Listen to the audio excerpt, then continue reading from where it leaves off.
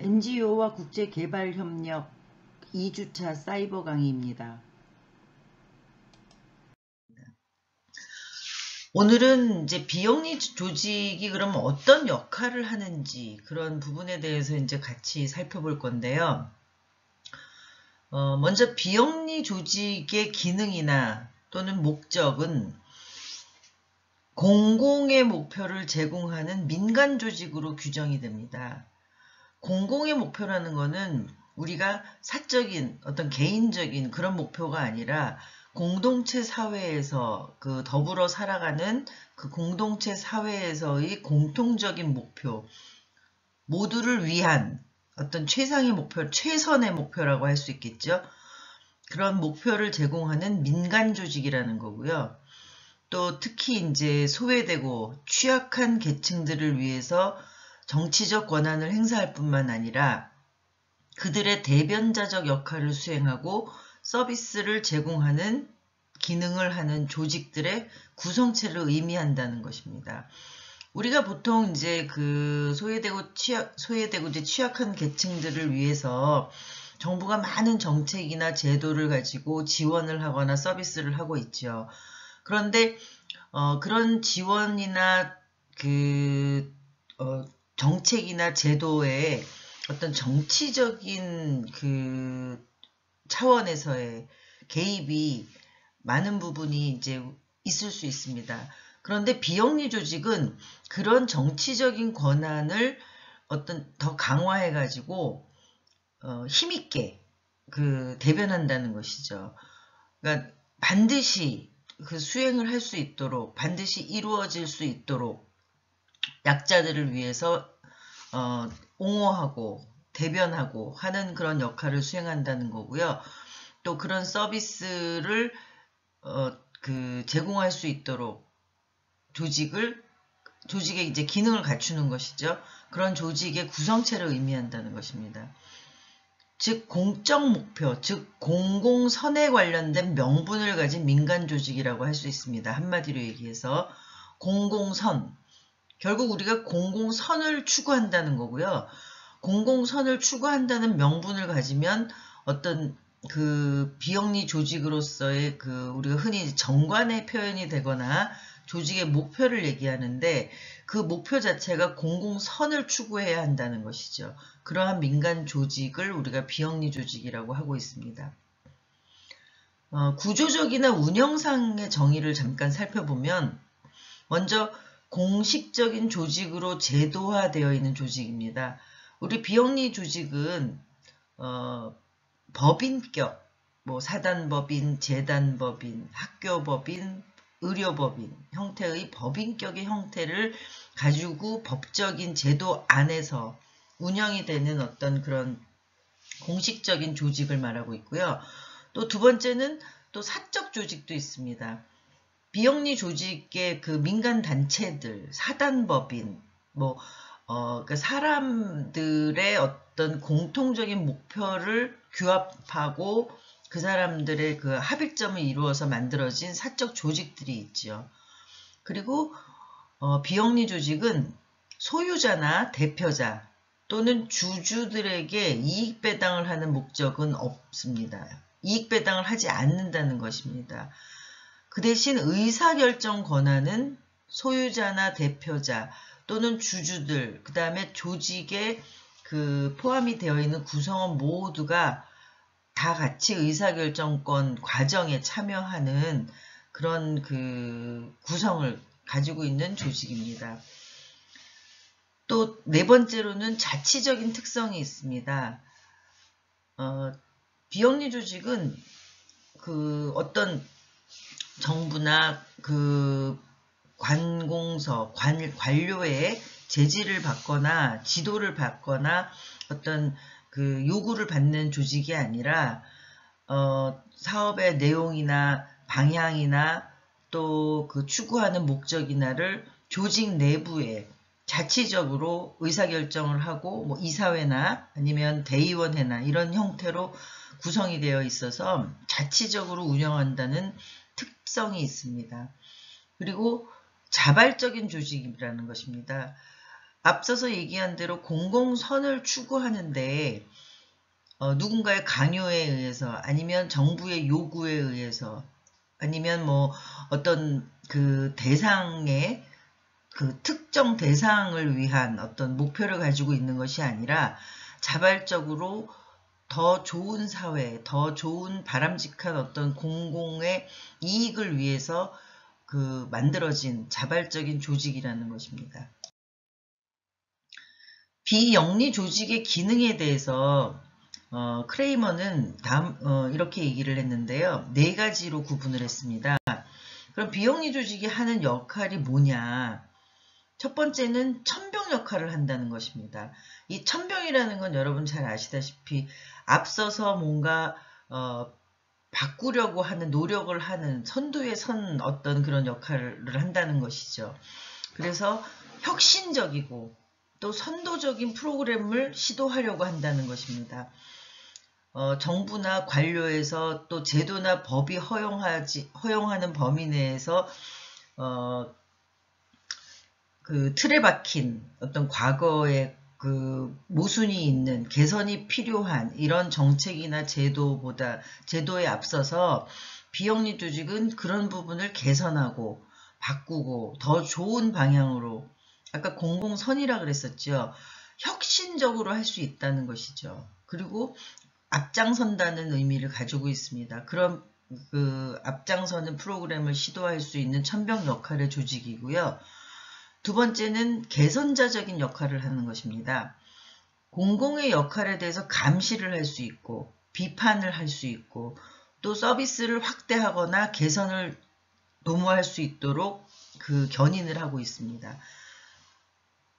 정부가 그 수행하는 혹은 민간 영리 조직이 수행하는 어떤 역할에 대해서 감시나 비판, 우리가 소비자 그 운동이라든가 이런 소비자 보호 이런 것들이 감시나 일종의 비판의 의미가 되겠고요.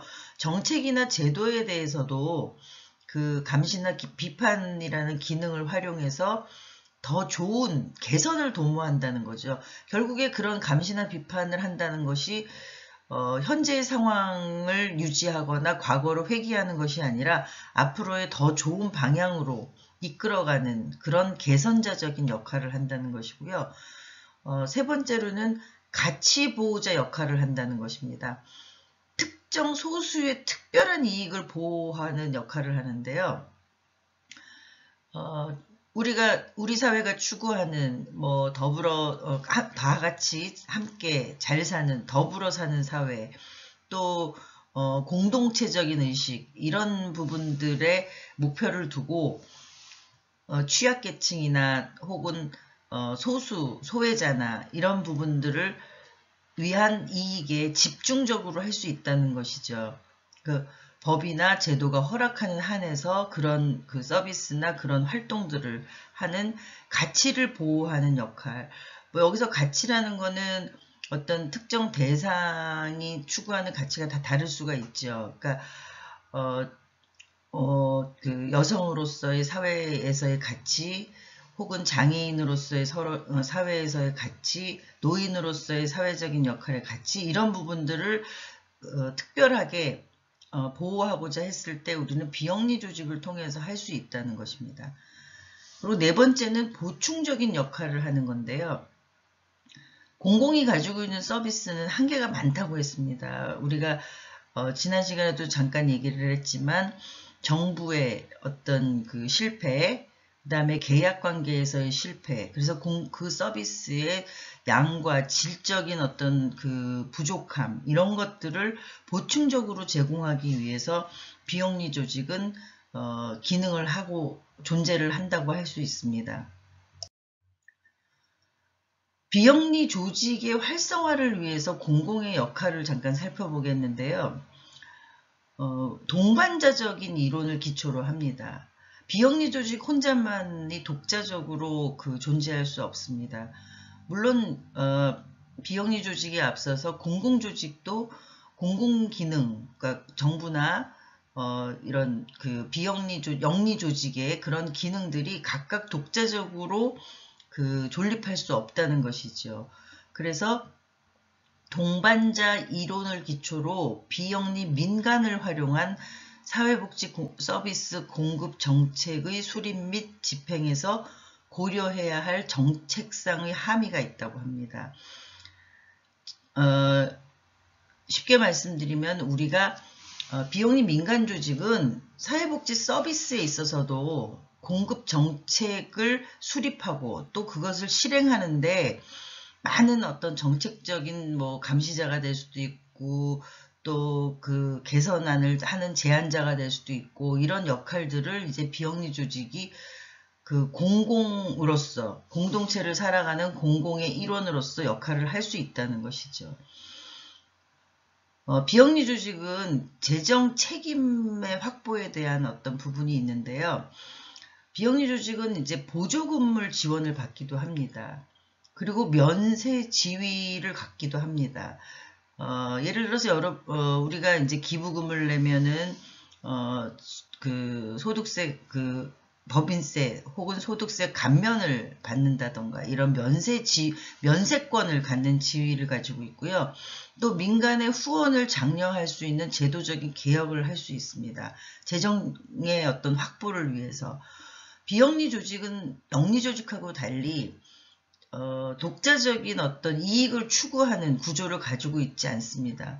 물론 비영리 조직 중에 우리가 수익사업, 이익을 추구하는 그런 사업들을 일부 활성화를 하고 있는데요. 예를 들면 뭐 복지관에서 프로그램을 운영할 때 참가비를 받는다던가 뭐 어떤 이용료를 낸다던가 이런 것들이 이제 그 수익 사업의 일환이겠죠.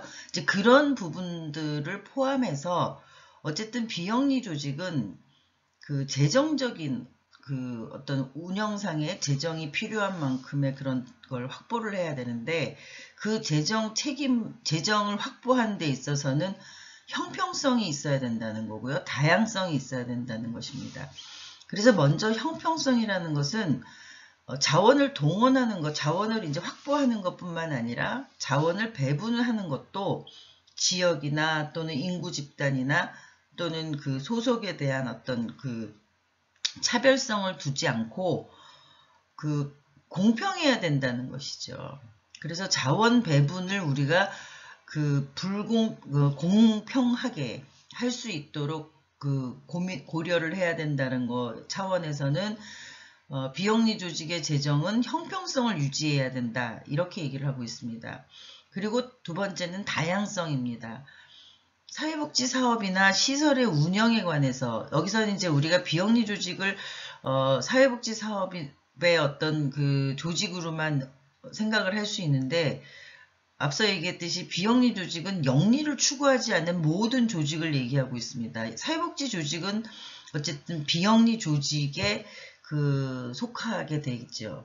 그래서 사회복지를 예를 든다면 사회복지 사업이나 시설을 운영하는 데 있어서 진입 규제의 설정 문제와 어떤 사업을 하느냐, 어떻게 운영을 하느냐, 어느 지역에서 운영하느냐, 또 사업의 내용들이 적정하냐, 이런 것들의 설정 문제와 서비스 활동에 대해서는 정부 규제 정책이 있는데 그런 것들을 우리가 활용하고 그 정부의 부족한 걸 채우고 하는 활동들을 하는 것이 다양성의 차원에서의 비영리 조직이라고 할 수 있고요.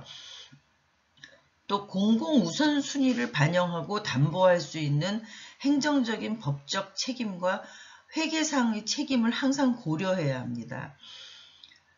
비영리 조직에서는 최우선적으로는 공공선을 추구한다고 했었죠. 그런데 우선순위가 있다는 것이죠.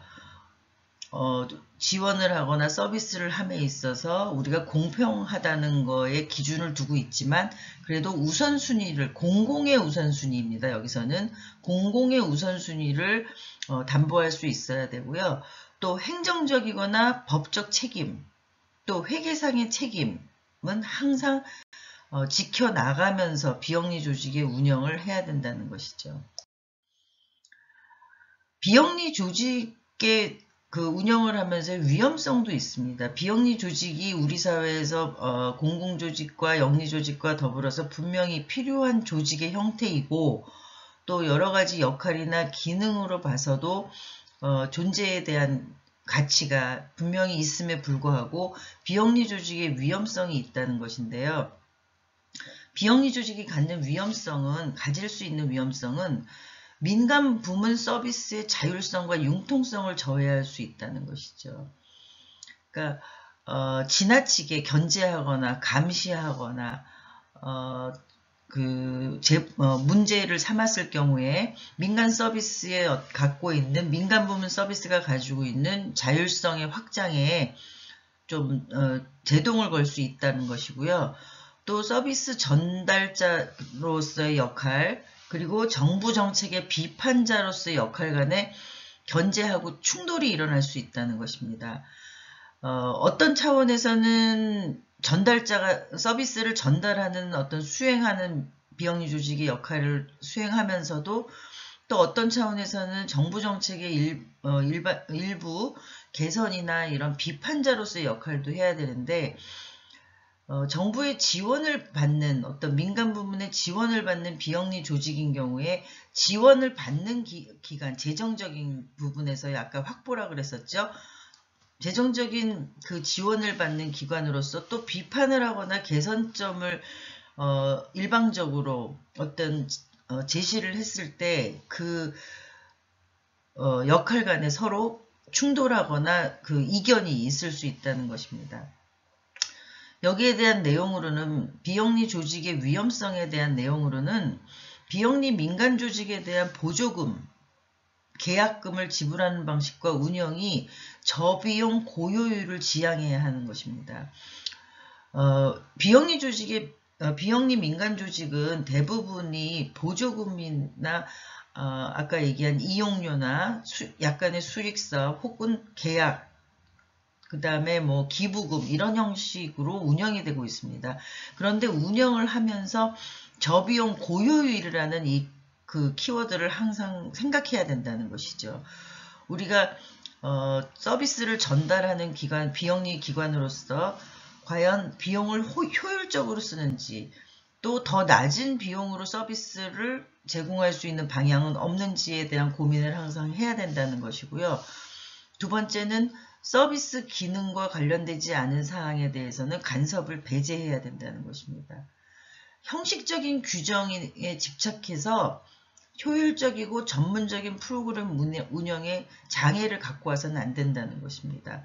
너무 우리가 효율, 또 기본적으로 정해졌기 때문에 해야 되는 그런 거에 집착하다 보면, 규정에 집착하다 보면 사회가 바뀌고 대상이 바뀌고 또 서비스의 내용이나 이런 그 질적인 도모를 위한 그런 다양한 시도가 장애가 될 수 있다는 것이죠. 전문적으로 개입을 하고 싶은데 그동안에 해왔던 관행과 규정과 거기에 묶여서 조금 더 우리가 더 좋은 그 서비스나 프로그램을 운영하지 못할 수도 있는데요. 그런 것들에 구애를 받아서는 안 된다. 이런 것들이 이제 위험성으로 등장을 하는 거고요. 세 번째는 민간 부문의 자금이나 자원봉사자를 활용하는 기관의 보상 지원 방식을 개발해서 민간 자원 동원을 활성화해야 한다는 것입니다. 이거는 이제 비영리 조직이 갖고 있는 어려움인데요. 재정적인 또 인력 운영에 대한 충분하지 않은 환경에 있습니다. 재정 확보라는 거는 보조금이나 계약금이나 이용료나 기부금을 하더라도 그 사업을 서비스를 용이하게 하기 위해서는 항상 자금이 필요한 거고요. 그리고 운영하는 인력에 대한 부분들도 제한적입니다. 그래서 우리가 자원봉사를 많이 활용하고 있는데요. 이런 사람들을 그 기관이 어떻게 운영하느냐, 이런 것들이 이제 그 비영리 조직의 존재 가치에 대한 부분을 확보할 수 있는데, 민간 자원을 확실하게 동원할 수 있는 그런 능력을 개발해야 되는데, 그게 비영리 조직으로서는 위험에 빠질 수 있는 요인이라는 거죠. 민간자원 동원을 실패했을 경우에, 또 민간자원 동원이 부족했을 경우에는 위험할 수 있다. 이런 이야기입니다. 마지막으로 비영리 조직이 융통성, 독립성의 유지에 중요한 민간 기부금을 계속적으로 활성화하는 정책을 강화해야 됩니다. 비영리 조직이 수동적으로 보조금을 받거나 기부금을 받거나 수익, 약간의 이용료를 가지고 유지하겠다라는 어떤 그런 정책, 머무르는, 현실에 머무르는 그런 운영보다는 계속적으로 민간 기부금을 어떻게 활성화하느냐. 그런데 그 민간의 기부금을 활성화하는 정책은 어떻게 우리가 제안하고 개선해 나갈 것이냐. 이런 것들을 항상 고민을 해야 된다는 것입니다. 가장 좋은 예로는 기부금에 대해서 소득세 감면 비율을 법적으로 어떻게 강화하느냐. 또 법인세 감면 비율을 어떻게 강화하냐. 법인세를 더 감면을 많이 해주면 기업들이 더 기부를 많이 할 수 있는 환경, 또 개인도 기부금에서 소득세 감면을 확장해주면 또 기부를 더 많이 할 수 있는 환경, 또 기부를 많이 할 수 있는 문화를 조성하는 정책, 이런 것들을 제안하는 것이 비영리 조직이 위험으로부터 우리가 위험성을 줄이는 그런 어떤 역할이라고 할 수 있습니다.